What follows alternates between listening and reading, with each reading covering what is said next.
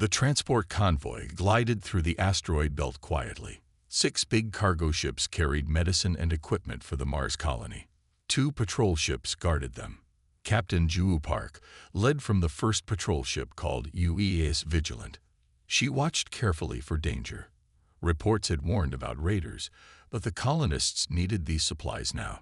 Ju checked the radar screens one more time. Everything looked normal. The asteroids drifted by silently as the ships maintained their course. She sipped her coffee and nodded to her second-in-command, Officer Taehyun Kwan. 4 hours to Mars orbit, Captain, Taehyun said. Good. Tell the cargo ships to maintain formation, Ju replied.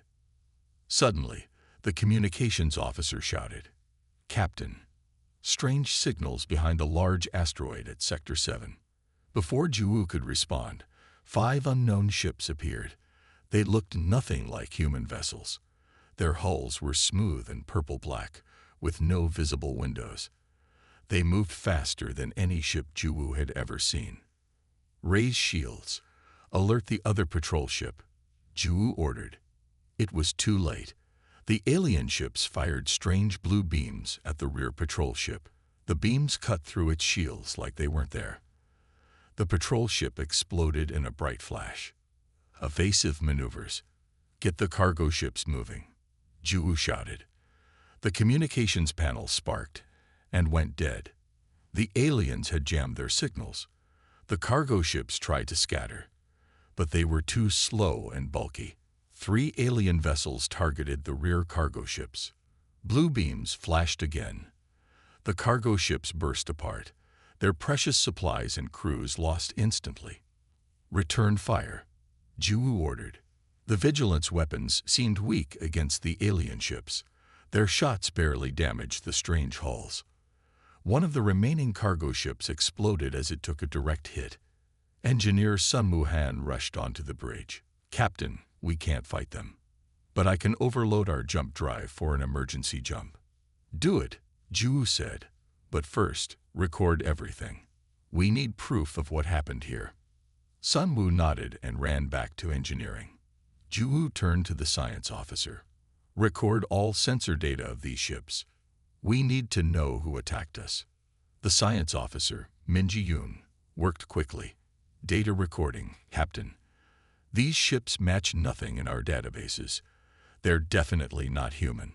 Another cargo ship exploded. Only 1 cargo ship and the Vigilant remain now. The alien ships circled like predators. Captain, they're targeting life support systems specifically, Minji reported. This isn't random. They know exactly where to hit us. Ju felt cold anger rising inside her. This wasn't a mistake or misunderstanding. This was planned murder. Jump drive ready but very unstable, Captain. Sun Mu called over the intercom. We can make 1 jump, then the system will burn out. Signal the last cargo ship to follow us, Ju ordered. The last cargo freighter, commanded by Captain Jae-hyun Kim, moved closer to the Vigilant. As they prepared to jump, an alien beam sliced through its engine section. The ship began to break apart. We're receiving an emergency transmission from the cargo ship, Taehyun reported. Captain Jae-hyun's face appeared on screen. Blood ran down his forehead. We're done for, Ju. Our engines are gone. But our black box has all the sensor data too. Get out of here and tell Earth what happened. The screen went black as the final cargo ship exploded. Jump now, Ju ordered, her voice breaking. The Vigilant vanished in a flash of light just as alien beams passed through where it had been. The emergency jump was rough and damaged the ship badly, but they appeared near Jupiter's moon Europa, where a human outpost detected them. As rescue ships approached the damaged Vigilant, Ju looked at the final count. 147 crew members lost across the convoy. Medical supplies that would have saved thousands of colonists were destroyed, and humanity had just met its first hostile alien species. In the medical bay of Europa Station, Ju watched as officials reviewed the sensor data. The aliens were identified as the Talari, a species humans had only heard rumors about from other spacefaring races.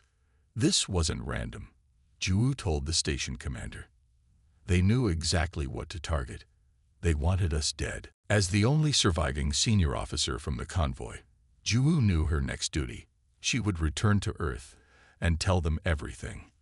What had started as a simple supply mission had become the first strike in what would soon be humanity's first interstellar war. News of the convoy attack reached Earth quickly. Captain Ju Park's testimony and the sensor data from the UES Vigilant shocked everyone. Pictures of the alien ships and their deadly weapons spread across all screens. People gathered in streets and homes, watching in horror as the recordings showed the destruction of human ships carrying medicine and supplies. President Min-ho Choi called an emergency meeting. Leaders from all Earth nations and colonies joined, either in person or through secure links. The room was tense as Captain Ju finished telling her story. 147 people lost, she said, her voice steady despite her exhaustion. The aliens, these Talari, they knew exactly where to hit us. This was planned. Admiral Hyun Kim, the head of Earth's Space Forces, stood up next. She was a small woman with gray hair and sharp eyes that missed nothing. People respected her because she always spoke directly. The evidence is clear, Admiral Kim said, pointing to the holographic images of the alien ships. These are Talari military vessels. We've heard about them from other alien species we trade with. They're known for taking what they want by force. The room grew quiet. Earth had been exploring space and meeting other civilizations for 30 years, mostly with peaceful results. This was different. What do they want from us? Asked one leader. Admiral Kim's answer was simple. Our territory, our resources, and they don't care if we die in the process. President Choi looked tired but determined. What are our options, Admiral? We can try to talk with them, but the attack shows they're not interested in talking, Admiral Kim explained. Or we can show them that humans will not be easy targets. The debate lasted hours. Some leaders wanted to attempt peace negotiations. Others demanded immediate military action. As they argued, more reports arrived. The Talari had attacked a research station near Neptune. 30 more people were dead. The decision became clear. Earth would fight back. Within 3 days, military factories that had been quiet for years roared back to life. Ships designed for exploration were fitted with weapons. Soldiers who had retired were asked to return.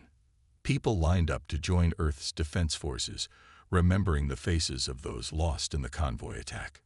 Admiral Kim was named Supreme Commander of all Earth forces. Her first act was to create a new plan for Earth's defense.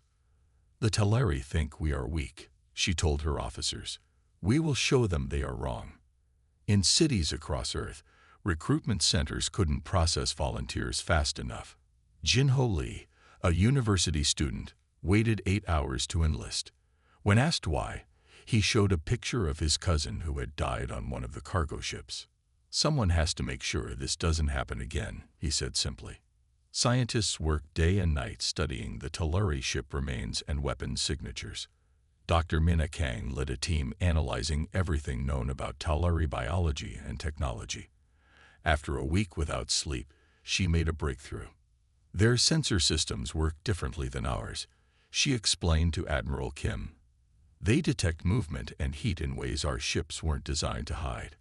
But now we can change that. Earth's diplomats weren't idle either. They contacted every alien civilization humans had met. Many had their own stories about Talari aggression. 3 species agreed to share intelligence about Talari movements and weaknesses. 1 month after the convoy attack, Earth launched its first new warship. The EDS Defender was faster and better armed than any previous human vessel. Captain Ju Park was given command. Before the ship departed, Admiral Kim spoke to the crew. You carry Earth's response to those who thought we would be easy victims. Show them what happens when humanity stands together. Across the solar system, defensive platforms were built. Civilian ships traveled in protected groups. Every colony increased its security measures. Earth was transforming from a peaceful exploration society to one ready for war. In a secure underground facility, President Choi met with Captain Jiwoo one last time before she took the Defender on its first mission. "Are we doing the right thing?" the president asked quietly. Jiwoo thought about her friends who had died in the ambush. "The Teleri didn't give us a choice, sir. They started this when they attacked unarmed medical ships. Now we must finish it." As the Defender and its accompanying ships launched toward the outer solar system, Earth watched with mixed emotions. No one had wanted war. But the message to the Talari was clear. Humanity would not be hunted.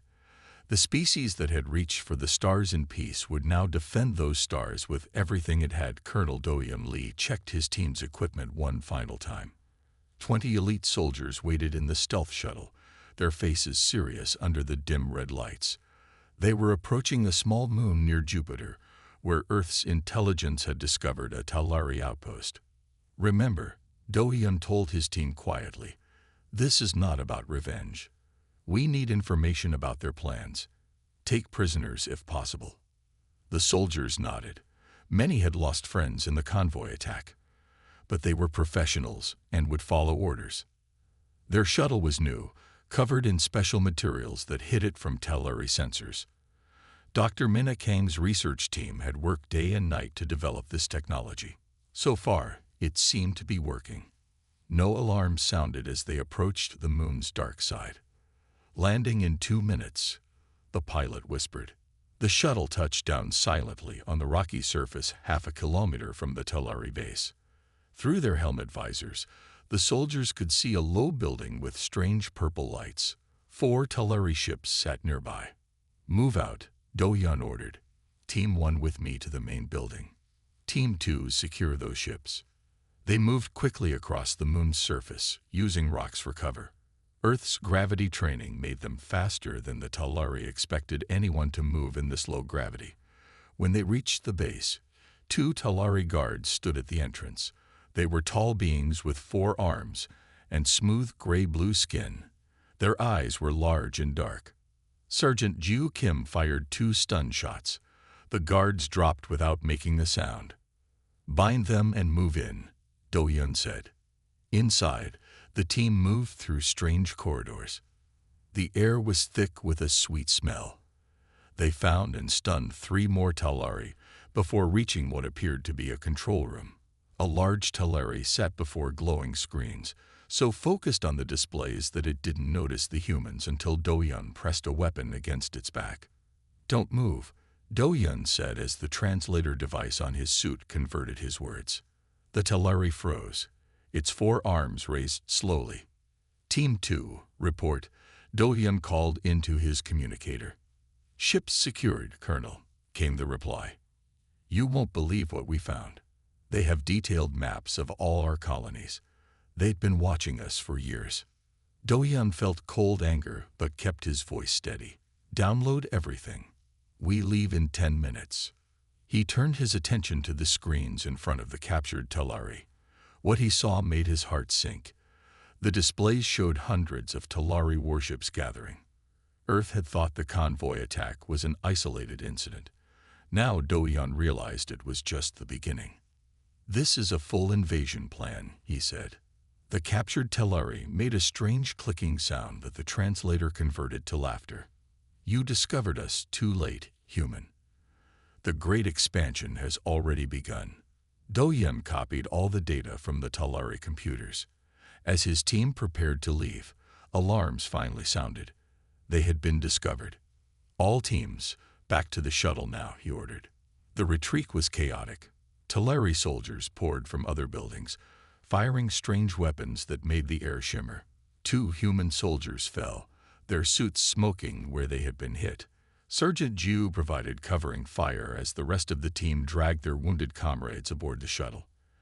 The engines roared to life as Talari ships began to lift off.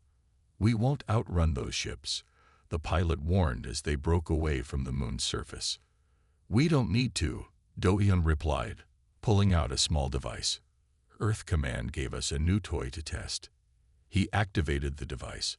A pulse of energy shot out, washing over the rising Talari ships. Their lights flickered and died. The ships dropped back to the surface, suddenly powerless. EMP technology, Do-hyun explained. Dr. Kang figured out their ships use biological components that are very sensitive to electromagnetic pulses. The shuttle raced away, carrying its precious cargo of information back to Earth. In the medical bay, Do-hyun checked on the wounded soldiers. They would survive. "Did we get what we needed, Colonel?" One asked through clenched teeth as the medic treated his burns. "We got more than expected," Do-hyun answered honestly. "They've been planning to attack us for years. The convoy wasn't random. They were testing our defenses." 2 days later, Do-hyun presented the recovered data to Admiral Kim and Earth's leadership. The room fell silent as they viewed the Talari invasion plans. "They intended to strike our colonies one by one," Do-hyun explained. "Starting with the weakest. The convoy was just a test to see how we would respond." Admiral Kim's face hardened. "Then we must show them we don't respond as expected. Colonel Lee, you've proven these stealth tactics work. I want you to lead our first strike force." Within a week, Earth launched its first offensive operation. 3 new stealth destroyers led by Do-hyun targeted a major Talari supply depot. The battle was brief but devastating. Earth's ships appeared suddenly, using the Talari's own tactics against them. The depot was destroyed, and the ships vanished before reinforcements arrived. It was Earth's first real strike back. A message to the Talari that humans would not wait to be hunted. The war had truly begun. Lieutenant Commander Suman Choi stood on the bridge of her small ship, the UES Defiant. 3 massive Talari cruisers approached Europa Station. The station housed 4,000 scientists and families, now desperately loading into evacuation ships. Suman's orders were simple: buy them time to escape. "They're coming in fast, Commander," her tactical officer said. Suman nodded calmly, though she knew her ship was badly outmatched. The Defiant had been damaged in a previous battle and wasn't fully repaired. Its crew of 45 was tired after 3 straight weeks of combat missions. "Status of the evacuation?" Suman asked. 20 more minutes needed, Commander," communications reported. Suman looked at the approaching enemy ships. They wouldn't wait 20 minutes. "All hands, battle stations," she ordered. "Prepare the mining charges." Her crew looked confused. Mining charges weren't weapons. They were tools used to break up asteroids for minerals. But Suman had been thinking about this for days. "Full speed toward the lead Talari ship," she commanded. "Drop 10 charges behind us as we pass." The Defiant shot forward, small and fast compared to the lumbering Talari cruisers. The enemy ships fired, blue beams cutting through space. The Defiant rolled and dodged, taking some hits but staying intact. "Now," Suman shouted as they passed close to the lead Talari ship. The Defiant released the mining charges and pulled away sharply. When the Talari ships hit the charges, they didn't explode as expected. Instead, they shattered into thousands of small metallic pieces. The cloud of debris floated in space, seemingly harmless. "Their sensors can't distinguish between ship metals and debris," Suman explained to her confused crew. "Watch." The Talari ships slowed, their weapons firing randomly at the debris cloud. Their sensors, designed to detect heat and movement, were confused by the thousands of slowly tumbling metal fragments. "Circle behind them," Suman ordered. "Target their engine sections." The Defiant swooped around and fired at the vulnerable rear sections of the confused Talari vessels. One cruiser's engines exploded, sending it spinning off course. The other 2 turned to find their attacker. "Drop more charges, different pattern," Suman commanded. For 15 precious minutes, the Defiant played a deadly game of hide-and-seek among the expanding debris fields. The Talari ships became more frustrated, firing wildly at phantom readings. Meanwhile, the evacuation ships slipped away from Europa Station one by one. "Last evacuation ship is away," Commander reported communications. Suman nodded. "Good. Now we just need to escape ourselves." But the Defiant had taken heavy damage. As they turned to leave, A lucky shot from a Talari ship hit their main engine. The ship shuddered and slowed. "Engine at 20%, the engineer reported. "We can't outrun them." Salman looked at her tactical display. The station was empty now, but the Talari would destroy it once they realized the humans had escaped. "Set course for the station," she ordered quietly. "Maximum speed." Her crew stared at her in shock. "We'll lead them right to the station," her second-in-command argued. "Exactly," Salman replied. "Load all remaining mining charges into the cargo bay. Rig them to explode together." Understanding dawned on her crew's faces. It was a desperate plan. The Defiant limped toward the abandoned station, the Talari ships following, eager to catch the damaged vessel. When they reached the station, Salman gave her final order. "Evacuate to escape pods. Launch on my signal." She stayed behind with 2 volunteers to guide the failing ship into the station's main dock. As the Talari ships closed in for the kill, the escape pods shot away in different directions. "Now," Salman said to her remaining crew. They activated the charges and raced to the last escape pod. When the Talari ships approached the station to destroy both it and the Defiant, the hundreds of mining charges detonated at once. The explosion was massive, tearing apart the station and catching all 3 Talari ships in its blast.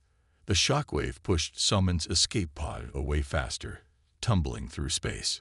6 hours later, rescue ships found the pods. Back on the safety of Mars base, Admiral Kim personally met Commander Salman as she exited the medical bay.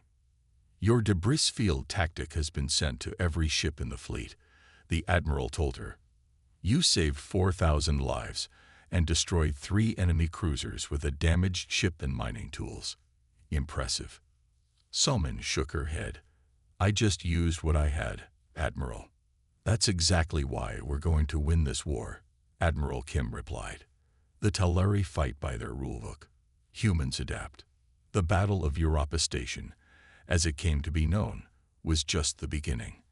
Earth forces began using similar unconventional tactics across the solar system.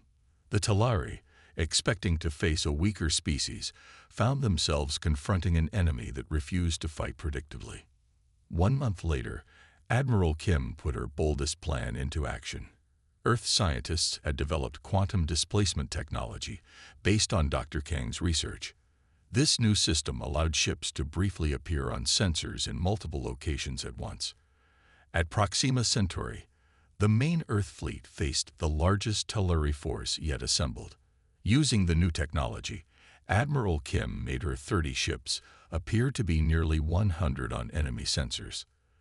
The confused Talari commander committed his forces to counter these phantom ships, leaving his flank exposed.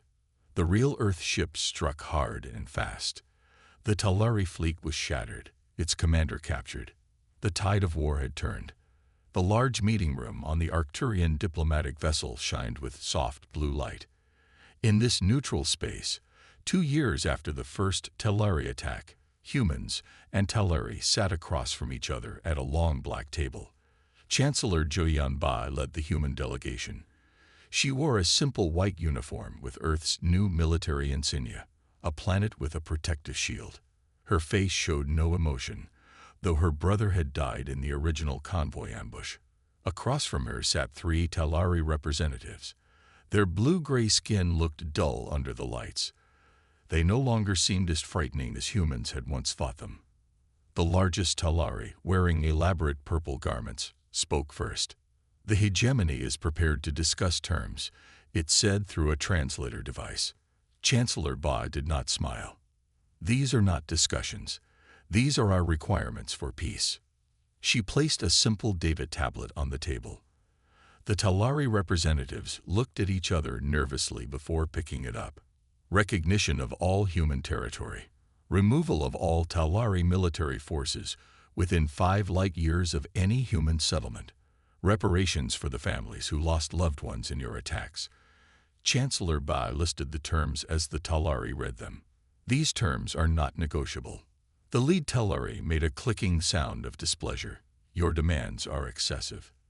The hegemony cannot accept such terms." Then the war continues. Chancellor Bay replied calmly, standing up. Our forces are currently positioned to strike 3 more of your core worlds. We would prefer peace, but we are prepared for more war. The Talari conferred among themselves in their clicking language. Their empire was struggling. Humans had proven far more dangerous than expected. What had begun as a simple expansion plan had become a costly war. Many Talari worlds now faced food shortages as supply lines were cut by human attacks. We request to speak with our Imperator, the lead Talari finally said. Chancellor Ba nodded. You have 1 hour. As the Talari left to communicate with their leader, Admiral Juupark watched from an observation area above the meeting room. She had come far from that terrible day when her convoy was attacked. Now she commanded Earth's 3rd Fleet, with 27 successful operations against Talari forces to her name. A young aide brought her a cup of tea.